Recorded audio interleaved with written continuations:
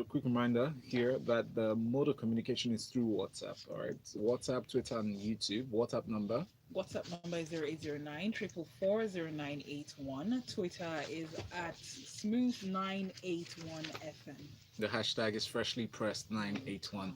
You can also leave a message on YouTube. We're streaming live there. Just type Smooth 981 FM in the search box and you find us. Absolutely. All right, let's get straight into the stories, and I'll start with this one from The Punch. A militant group network of Niger Delta Republic fighters has threatened to declare a Niger Delta Republic on the 1st of June. In a statement made on Monday, the group said they were not happy with the situation in Nigeria. That statement was made by their Director of Information, Maxwell Dan, and he's alleging selective maltreatment of the people of the region by the Muhammadu Buhari administration. Cheta, what do you think on this? Whether this NTRF can be taken seriously or not remains to be seen. What I do know is that their statement has touched upon a lot of grievances that people in the region have consistently been mentioning over the past few years. And that is where the most important danger signal, or the second most important danger signal lies. The fact that they are openly aligning themselves with grievances that have been mentioned consistently by people in the region could give them some credibility. Now, you add to the fact that as a country, Nigeria has failed quite spectacularly to fulfill a number of promises made to the region. The most glaring in recent years is the Ogoni cleanup. And you see why there's a disconnect that is available for enemies of the Nigerian state, as it were, to exploit. Now, the most important reason that this should be watched with at least a wary eye is the fact that it's increasingly impossible to deny that there's a breakdown in security, and this is countrywide. More specific to the Niger Delta region, there is an increasing activity of herdsmen, which people are very, very unhappy about. A lot of the kidnaps have been traced or have been blamed on herdsmen. I think that's a better way to put it. And then you have the ongoing cult wars. So then increasingly, or there's a rise in both piracy of the region's waters and a what they call it, and kidnapping of oil workers. So in the last 1 week alone, we've had 5 oil workers kidnapped. We've had 2 people kidnapped in Delta states, and in those states we had a bus kidnapped, and it was blamed on herdsmen. So the Delta kidnaps and then the boss in those states were both blamed on herdsmen. This puts in those particular incidents put a wedge in whatever trust levels could be built between the north and the south of the country. And then on to the cult wars. In Rivers State, we've had 27 people killed in an ongoing cult war between DBAM and Icelanders. In those states, we've had 11 people killed in a cult war between Eye and Black Axe. In Delta States, 1 person was killed in her farm. That one was blamed on herdsmen. And then 4 people were killed in Asaba in a cult war. So all of these things increasingly, when you put all of them together in a bigger picture kind of environment, you can see why some people will say, oh, security is failing, so we can actually take advantage. And people generally have this tendency over time to look towards who can provide them security, whether the person is a constituted authority or not. Let's borrow that phrase. It's interesting, but yes, indeed, that there are security challenges. But do you think that the best way is to declare a republic? Couldn't there be other ways to press their grievances? We don't have. We can't legislate for how people will choose to air their grievances. That's one thing that Nigeria has failed spectacularly to do over the last 50 years odd. We don't seem to understand that when somebody has a grievance, let him ventilate the grievance, however, before you start talking of recourse. Instead, we try to dictate to people how they should air their grievances. Clearly, it doesn't work. If It's important to note that the first ever secession from Nigeria was not Biafra, as a lot of people think. It was actually the same region, the Niger Delta. In 1966, Isaac Adakakuru declared the Niger Delta People's Republic. So it's important to note again that very many people in that region and increasingly in other parts of the country have logged out of the Nigerian project.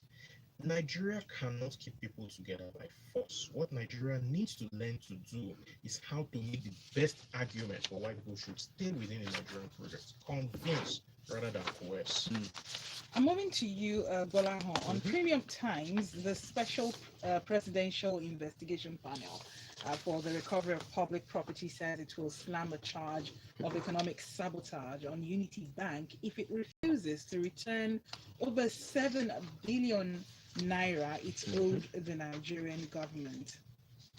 Yes, and this investigation and the communication between the special presidential investigative panel on the recovery of public assets has been going on between themselves and Unity Bank now since about quite a while now, it says.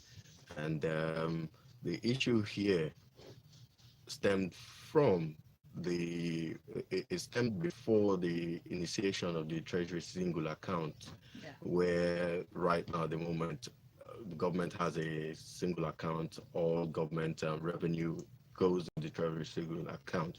But before that, government used to have a lot of bank accounts in several banks all across the country from different agencies, and then remittances were made into that. And it was difficult for the government to track where the revenues were going to. It was difficult to be able to account for the amount of money that is being generated by the government until the Treasury single account came into effect. And since then, of course, government has been able to raise several trillions of naira generated. They've been able to track their funds. It's been easier to mobilize those funds. So this issue stems way before then, and they're accusing Unity Bank and several other banks, if I may say, of having money that belonged to the government that should have been remitted back to the government but wasn't. And the other banks have actually complied. They've had this ongoing discussion for quite a while. Several banks have actually complied, and they've drafted up ways of refunding those monies back, and they've been doing it, except for Unity Bank, who hasn't actually been compliant in refunding the money back. So the agencies that are actually involved, where Unity Bank actually had their money for, Nigerian Port Authority, you have the Nigerian National Petroleum Corporation, you have the Nigerian Customs Service, and also the Kaduna Refinery and NIMASA. So quite a lot has not been refunded, and the government is threatening a lawsuit on Unity Bank to ensure that they refund this money. There has been several communications that have been had, but all of a sudden, the bank hasn't actually responded to discuss terms at which to find a solution to it and find a way of refunding the money. And that's the reason why they're talking about a lawsuit now and threatening that legal actions on them. But the funny thing is, why does it actually have to be the presidential investigative panel that would have actually come up with these findings? What happened to the Attorney General? We're talking about the Attorney General of the Federation. Exactly. What happened to the other agencies that ought to have done all these investigations prior to the presidential panel doing this investigation? It says a lot about our systems, the audit systems that we have in the country, the institutions that we have as a whole. And it talks about the lapses that we have, that we could have private sectors and we could have banks that could be holding on to government revenues, and they haven't refunded the money back. And it had to take the special investigation of a special presidential panel to bring out the issues here and call them out. So, it makes you wonder, how many more of such funds do we have lying around in various banks that are still waiting to be unearthed? And it talks a lot about the waste that we have in the system when we're talking about how monies are not sufficient enough to execute projects.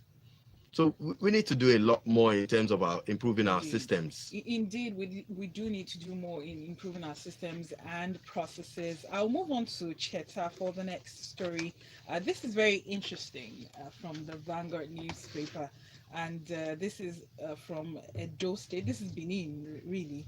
Residents of Benin in Edo State were during the weekend stunned to see traditional priests and priestesses of different deities, native doctors, secret societies, and different traditional worshippers coming out and parading in their regalia and speaking out against robbers and killers and kidnappers in that region. I'll begin this by accusing the Vanguard of lying. Okay. Yeah, say residents of Benin were stunned to see. I mean, They were not stunned. Benin stunned what? Rather, they were happy. Well, maybe it's a common sight. Is that what you're saying? I grew up in Benin, so I'll find this story laughable if I didn't grow up in Benin, and I know that traditional institutions are still very strong. Yes. Yeah. So if a lot of the people committing crimes are of Edo extraction, then this will be effective. And it brings us to something that we need to understand as a country. I'll quote Lord Varys from Game of Thrones here. Power lies where people think it lies. So having said that, last year, my organization conducted a study of 9 states. Unfortunately, Edo was not included. We had 1 state from each geopolitical zone and then 3 states in the core Niger Delta to make it a total of 9. And it was only in Akwa Ibom that we did not see evidence of diminishing respect for traditional institutions. So you can say, based on this study, you can say with a fair degree of confidence that traditional institutions around the country are winning in terms of influence and all of that. And this speaks to a shift in both loyalty and power dynamics, and then the ability for these traditional institutions to give instructions and have those instructions obeyed. I mean, yesterday we had, I think it was the Oba of Iwo, somewhere in the southwest, saying that traditional rulers need some of the security votes. People will read that story and will laugh. For me, I look at that story and I see a cry for help.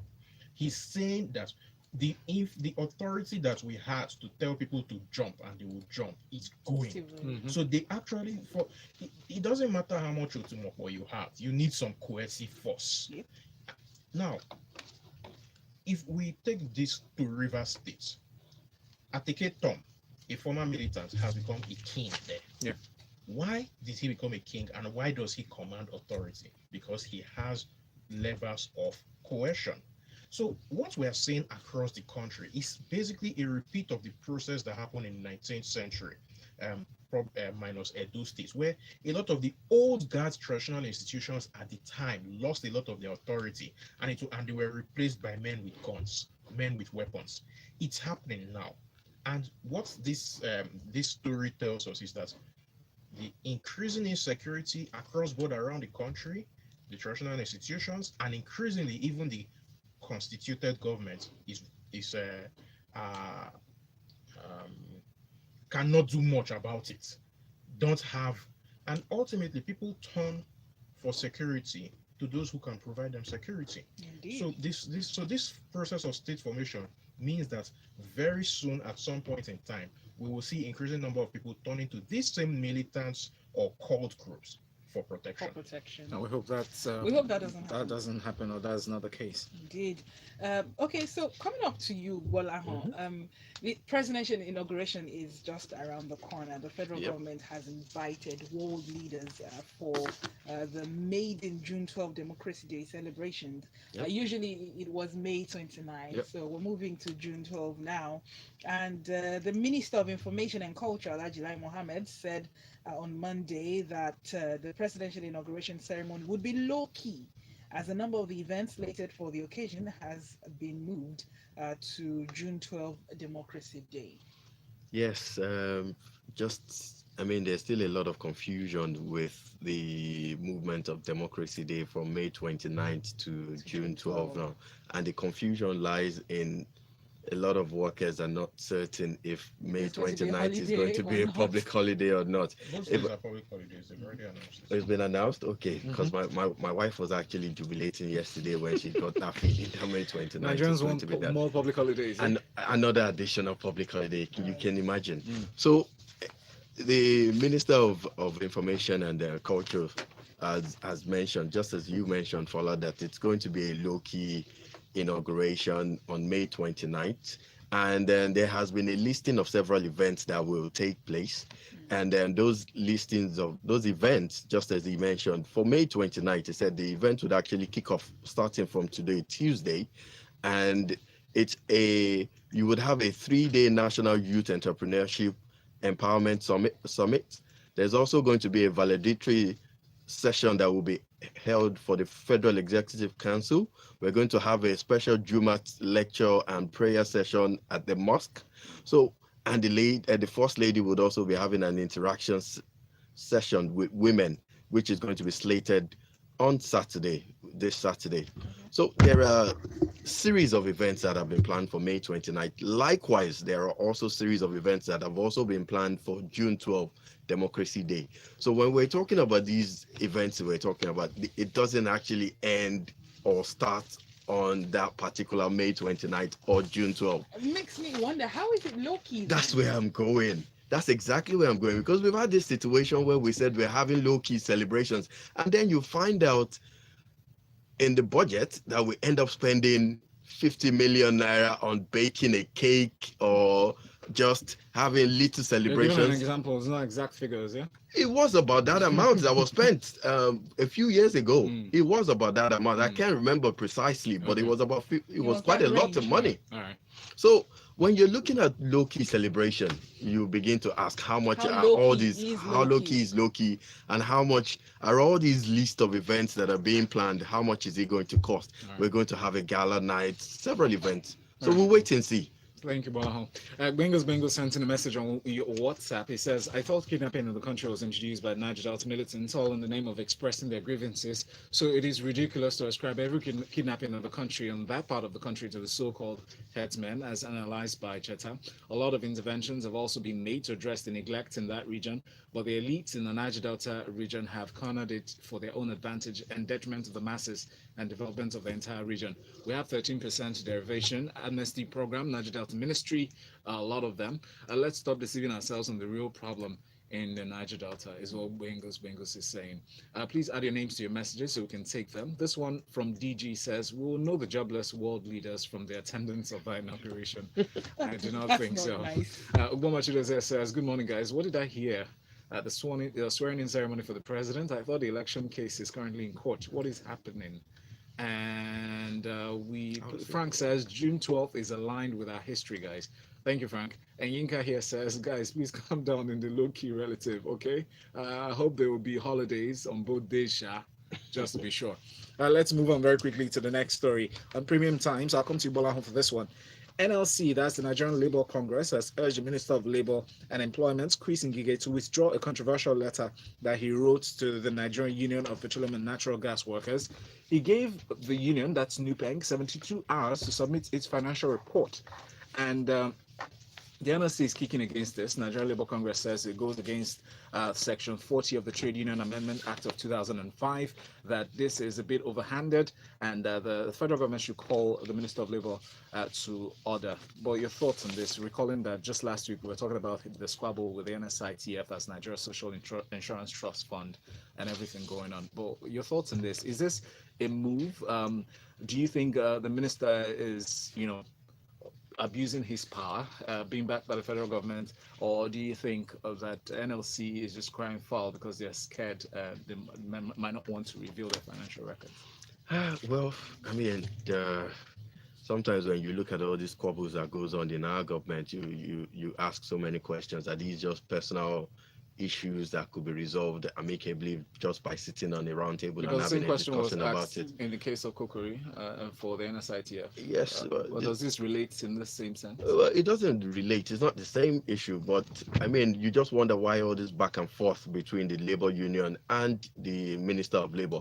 I mean, there's supposed to be harmony between both parties. We're talking about people that should be making progress and looking for solutions to the issues that are confronting the Nigerian laborers or the Nigerian laborers or the Nigerian Labor Congress, issues that are affecting us and not personal issues between themselves. I mean, when you talk about this, we're talking about Section 40 of the Trade Union Amendment Act. And the problem that they have with this now is that the disagreement is that they're saying that the minister is asking for them to tender their financials within 72 hours.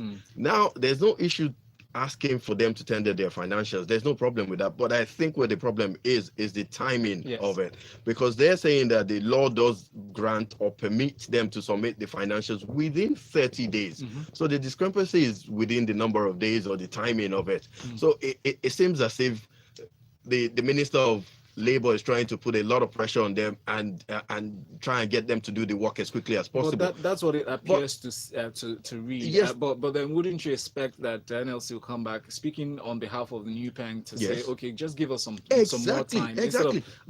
Here's where I'm going. So instead of saying, oh, the Minister of Labor is trying to disorganize or destroy trade unionism in Nigeria, why that approach? Why that emotion or sentiment towards this? Which is why I said that it seems like a lot of times these are personal battles across, because there needs not be any emotional attachment to it. It's something that could be resolved by just sitting on the table and discussing it. But the other thing that isn't actually clear is when we're talking about giving them a 30-day.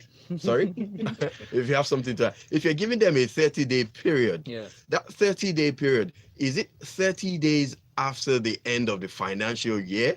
Because we're talking about 2018 financials now is what you're talking about. So that could have been tendered in January? Exactly. So it could have been tendered much earlier because we're talking May now. So why do you need so much time? Because you ought to have prepared all of that much before now. So why are we talking about a little bit more time?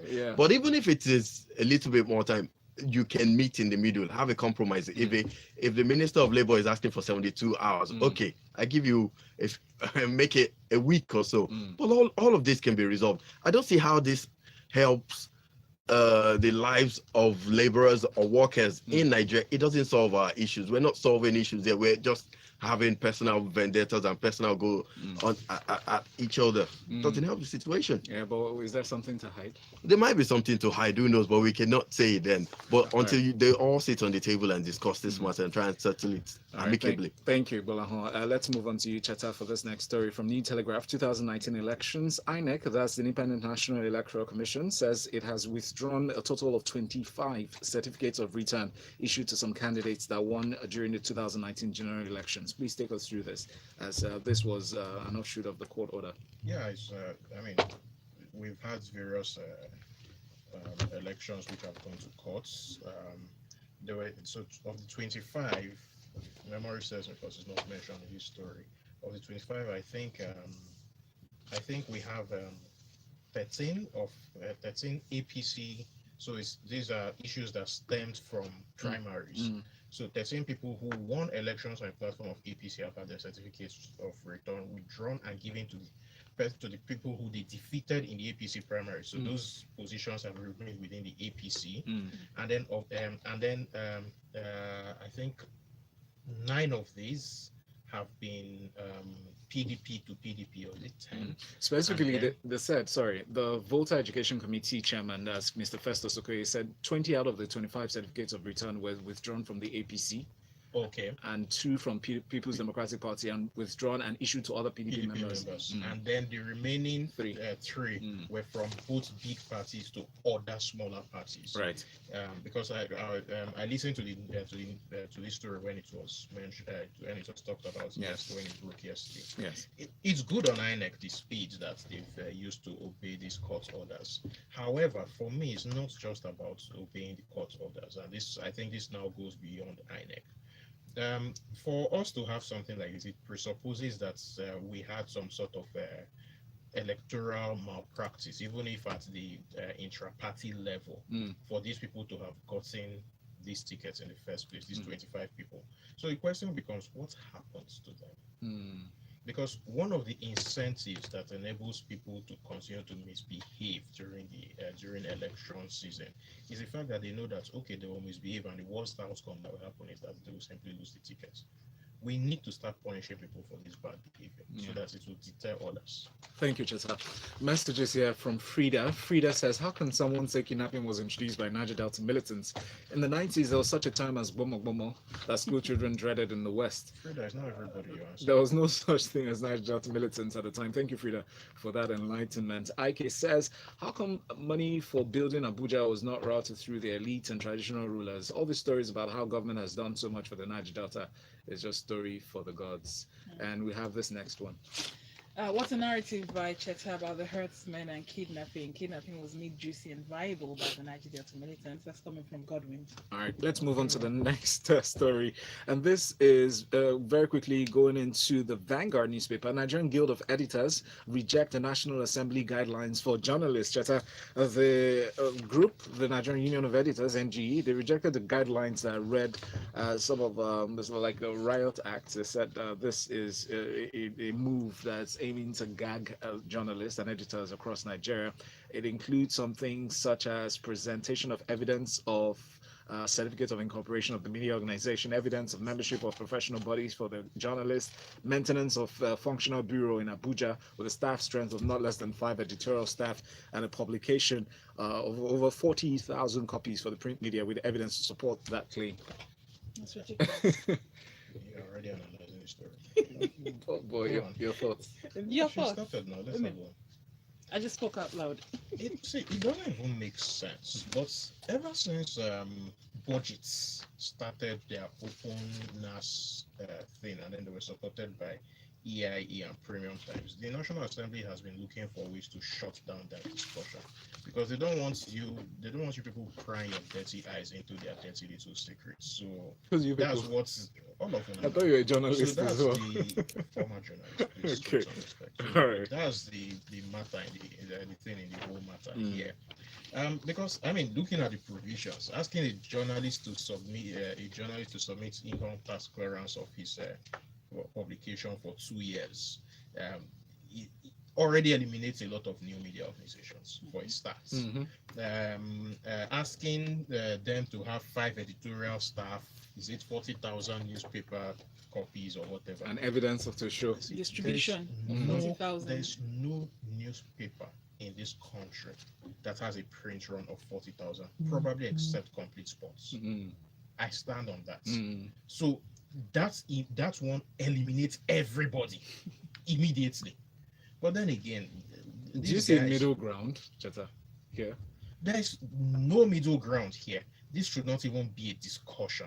See, the real damage to this country is being done at 2 levels. You can go ahead and say that the Buhari federal government and all of that is incompetent, but the real damage is being done both at the legislative level and then at the local level. Legislative level, because we have a bunch of lawmakers, many of whom don't even understand why they are there. They are just there to share minimum 13.5 million naira a month, nothing more. So when you start talking about laws and openness and all of that, it actually irritates them. And that's what we are seeing. The thing is, they don't realize that an open society is a key tenet for democracy. And if you have all of this kind of nonsense, they will be victims eventually. All of us will be victims eventually. Thank you, Cheta. Did they really Final care about message before we democracy? go. Final message before we go. Ugboma Chidozie says Dr. Chris Ngige it is. Okay. All right, this one here says, thank you very much to Chooks for your message. It's pretty long, so we'll not have enough time to go through them. But we'll touch on some of these stories when we analyze in detail with you at one of the stories inside of Lagos Talks 981. That's at 9 o'clock. But special thanks to our analysts for stepping in this morning. Gbolahan at Mr. G Quest on Twitter.